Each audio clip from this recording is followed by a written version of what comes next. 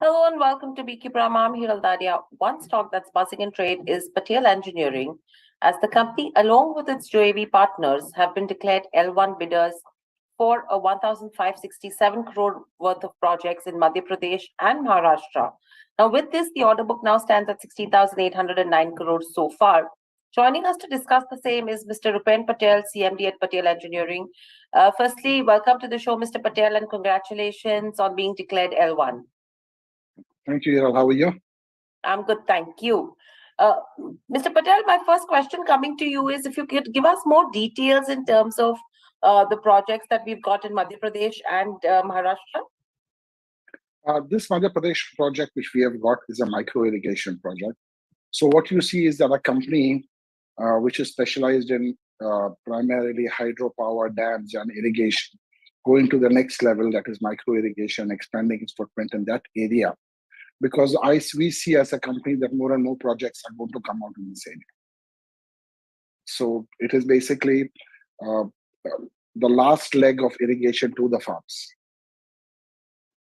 Right. So in terms of micro irrigation, as you mentioned, that this is an extension to the projects that we already take up. How many projects or what's the order book right now for us in the micro irrigation space? The micro irrigation space order book should be close to 3,000 crores today. Okay, and this will include the 1,006 crores out of these orders as well? Yes, it would. It would. Okay. And when do we expect to get the final approvals for this project? The final approval, the contract agreement signing should take place approximately a week, 10 days time. And then thereafter work should begin. Right. And what are the kind of timelines that we are working with in terms of revenue recognition from these two projects? We're looking at 3 years. Finish Okay. In 3 years. Right. So would it be right to say that the project work would actually start in the month of March? And if that happens, what's the revenue recognition we will see in FY23 itself? And how much of it will be spilled over in FY24 and 25?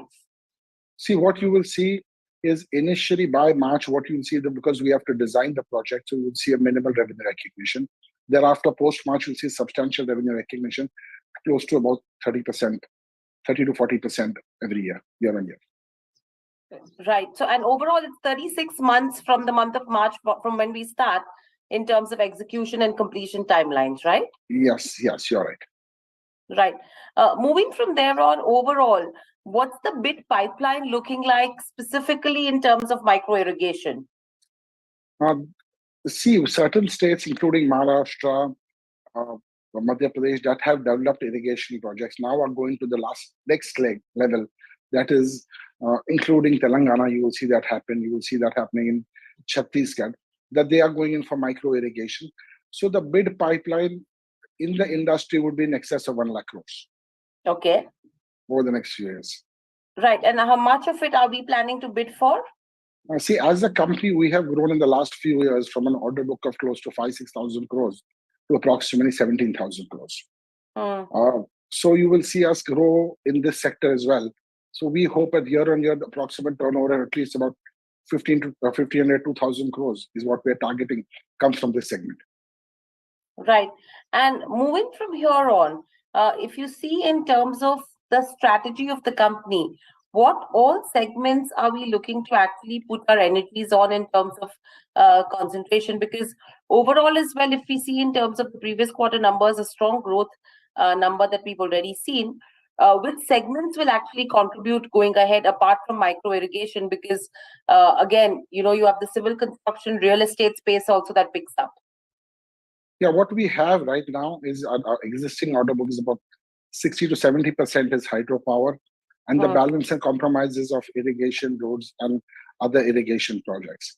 You will see that the company maintaining a 50-50 balance, approximately, or a 50-40 balance with 10% or 5% in roads, so that we have a consistent growth, and the hydro adds to the profitability of the company. Right. So overall, between government and private projects, how are we actually distributing our revenue income, and how will that change? Historically, we work on larger projects and large infrastructure projects, primarily hydropowers and dams. That has been historically what the company has been doing, and large irrigation projects. So we work 100% with the government, primarily central government bodies, be it NHPC, be it SJVNL, NEEPCO, NHPC. These are our primary clients. Hmm. So we would not be working private because the kind of work we do normally is not available in the private sector. Right. And between work within India and outside India? Right now, India has so much work that we are focusing more on India. Previously, about 8-9 years ago, when the pipeline was thin, we did a lot of work overseas. But since then, we have shut it down. We're only focusing. We have become India-centric, and including neighboring areas like Nepal, on projects which are funded by the Indian government. Right. And overall, from a growth perspective as well, from here on, what's the strategy going to be? In terms of growth, growth will correspond to the order book that you have and the order book you're going to take. There is a very strong emphasis on the hydro sector and the irrigation sector, both of which are inherent strengths of Patel Engineering. That is why you saw the order book grow substantially by approximately 150%, not about 200%, 250%, from close to 5,000, 6,000 crores to about 17,000 crores. So I see a consistent growth in the order book, and correspondingly, this will reflect into revenue. As you have seen last year, from FY22 onwards, in FY22, our revenues went up by 70%. This year, 9 months itself, we have posted a strong growth on the top line in 9 months, approximately 30%. And the bottom line is almost twice of what it was last year. It is 50% in terms of profit. Compared to last year's profit, the profit for the first 9 months was approximately 50% higher. So yes, you will see a strong growth. What you will see is the order book actually converting into turnover and cash. Right. And overall, from a strategy perspective, again, the recent funds that we've received worth 90 odd crores from under Niti Aayog guidelines against the bank guarantee for an arbitration award, we've said that they will be utilized for reduction of debt. So currently, what's the debt and at what number are we looking to close FY23? Historically, Patel has been a debt reduction program. We have reduced our debt over the last few years from close to 5,200 crores to about 2,100 crores approximately. Right now, every year we have been consistently reducing debt, either by Niti Aayog money and or by sale of non-strategic assets. As on date, we have about arbitration claims, which we have one of approximately 1,000 crores. With this budget, with the last budget, the government has molded out a scheme in which a settlement can take place. So I see a substantial reduction in debt in this year based on what the government comes out with next year. Right. That's post-March. Right. And overall, from the monetization of non-core assets perspective as well, anything in the pipeline? We are looking at it. It's a little premature, but I'm confident that something will take place this year. Okay. And from the budget announcements as well, in terms of the outlays that the government has made, where all are we seeing value from here on? In terms of the government outlay, a substantial portion is going to go to roads. A very high portion is now going to, it's about approximately in excess of 10 lakh crores. A very substantial amount is going to power in terms of pump storage projects and hydro projects. And so I would say that these are the two places where a substantial amount of government money will be spent, and including railways, that is transport. And I think Patel is pretty much geared or has this core competence in one of the areas. That is power, primarily power. Right. And overall, in terms of growth, at what number or at what, what's the growth we are looking at in terms of closure of FY23? Based on the aging of the order book is close to 17,000 crores with the average age of about 4 years. So it's a simple calculation. What growth? The growth last year, the year before last was 70%. We have grown a quarter compared to the last 9 months, we have grown at 30%. So it's just a simple calculation, I guess, roughly. But you're looking at a minimum 20% growth. Right. Based on the order. Right. And my last question, Mr. Patel, coming to you is in terms of the rights issue.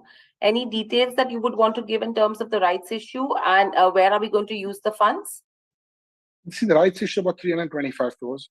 the company has, as a policy, decided to reduce debt. Okay. Okay, so the strain on the company in terms of this thing will be more healthier.